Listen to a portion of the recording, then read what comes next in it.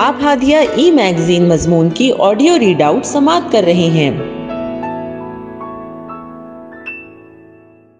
سامعین السلام علیکم ورحمۃ اللہ وبرکاتہ۔ میں نازیہ عمر ہادیہ کے شمارہ اکتوبر 2024 کے مضمون کی آڈیو پروگرام میں آپ کا استقبال کرتی ہوں۔ آئیے ہم اس کا آغاز ہادیہ کے زمرہ گوشہ مطالعہ سے کرتے ہیں۔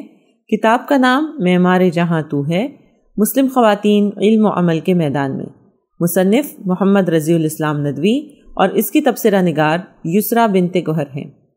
کتاب معمار جہاں تو ہے محمد رضی الاسلام ندوی صاحب کی خواتین کے امور و مسائل پر تحریر کردہ مضامین کا مجموعہ ہے، جسے کتابی صورت دی گئی ہے۔ کتاب 5 ابواب میں منقسم ہے۔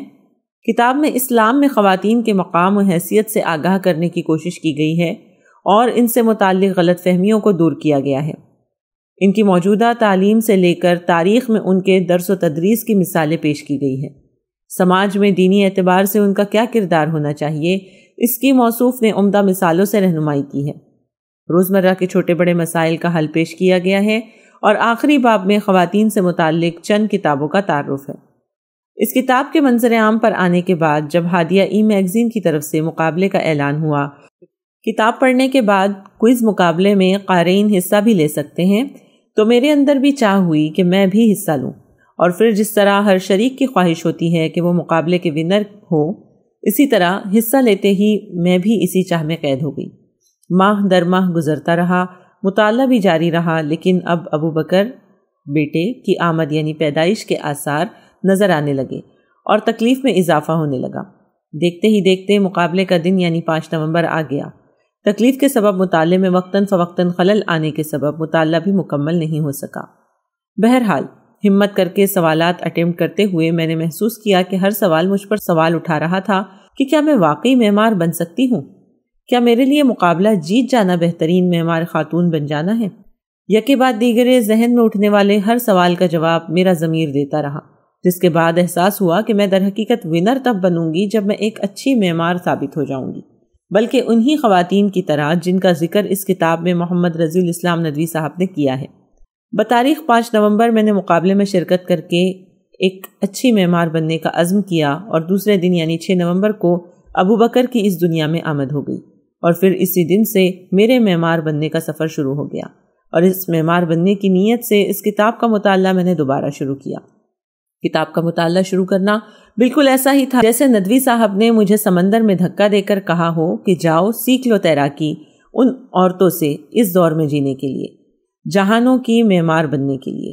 ہر خاتون مجھے اپنے کردار سے روشاس کروا کر اگلے صفحے پر بھیج دیتی، اور میں ہر صفحے سے ایسی ایسی چیزیں سیکھ کر آگے بڑھتی رہی کہ عقل پرتہ حیرت میں پڑ جاتی ہے کہ ہمارے پاس خواتین کی ایسی عمدہ میراث ہونے کے باوجود ہم محروم ہیں اچھے اخلاق و کردار سے، ہم محروم ہیں ایک اچھی ماں بننے سے، اچھی بیٹی بننے سے، اچھی بیوی بننے سے۔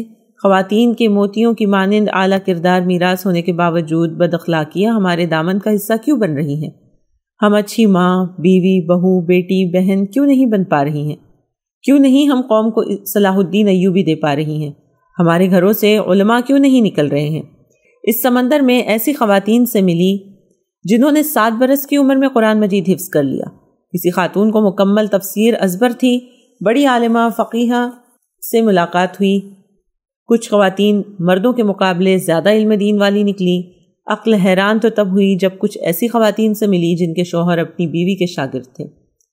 بات حیرانی کی ہو بھی کیوں نہیں، دور حاضر میں عورت ایسی تنزلی کا شکار ہو چکی ہے کہ اس کے اندر اب وہ صلاحیت نہیں کہ وہ کم از کم اپنے بچوں کی استاد بن سکے اور ان کی بہترین تربیت کر سکے۔ پھر ایسی عورت اپنے شوہر کی استاد کیسے بن سکتی ہے؟ اس کے بعد میری ملاقات ہوئی مسند تدریس پر بیٹھنے والی خواتین سے۔ مورخین اس بات کی صراحت کرتے ہیں کہ کچھ خواتین ایسی بھی ہیں جن کے درس مسجد حرام، مسجد نبوی اور مسجد اقصی میں ہوا کرتے تھے۔ باب مساجد میں خواتین کے حلقے میں موصوف نے آخر میں افسوس کا اظہار کیا ہے کہ جدید ادوار میں عورت کی آواز کو پردہ قرار دینا ترقی میں رکاوٹ بن گیا ہے کہ اب وہ مساجد میں درس و تدریس سے محروم ہیں۔ کچھ خواتین ایسی بھی ملی جنہوں نے نہ صرف درس و تدریس کا کام کیا، جو نہ صرف معلمہ اور بہترین قاریہ و مفسرہ تھیں، بلکہ میرا گزر کچھ ایسی خواتین کے پاس سے بھی ہوا جنہوں نے مساجد بھی تعمیر کروائیں، کنویں کھدوائے اور سڑکیں بھی بنوائی۔ یہ تبصرے کے ساتھ ساتھ پاس نامہ بھی ہے محمد رضی الاسلام ندوی صاحب کے لیے اور ان خواتین کے لیے جنہیں میں نے موصوف کے ذریعے جانا۔ کتاب میں موصوف نے نہ صرف عمدہ اور کامیاب خواتین کی صفات بیان کی ہے بلکہ قدم قدم پر ہم خواتین کو رائے بھی کرتے رہے ہیں۔ بلا شبہ یہ کتاب مسلم خواتین کے لیے تیل و عطر کی مانند ہے۔ کتاب میں عورت کے کردار کے لیے ہر طرح کے سنگار کے لوازمات محمد رضی الاسلام ندوی صاحب نے کھول کھول کر بیان کیے ہیں، جو خواتین کے اندر معاشرے میں باکردار رول ادا کرنے کے جذبہ پیدا کرتی ہے اور اس بات پر آمادہ کرتی ہے کہ لغویات سے اجتناب کرتے ہوئے اپنی ذات کو اس طرح سنواریں کہ جب کبھی اگلی کتاب کوئی عورت پر لکھنا چاہے تو اس میں اس کا بھی تذکرہ ہو۔ ہادیہ مضمون کی آڈیو سماعت کرنے کے لیے شکریہ۔ امید ہے کہ آپ کو پسند آیا ہوگا۔ ہمیں آپ کے مشورے کا انتظار رہے گا۔ اپنا مشورہ، تبصرہ اور مضامین editor@hadia.in پر ارسال کریں اور ہادیہ ای میگزین کے مضامین کو پڑھنے کے لیے ویب سائٹ www.hadia.in سبسکرائب کریں۔ انشاءاللہ ہم اگلے ہادیہ ای میگزین کے شمارے سے دلچسپ مضامین کی آڈیو لے کر حاضر ہوں گے۔ تب تک کے لیے اجازت، اللہ حافظ۔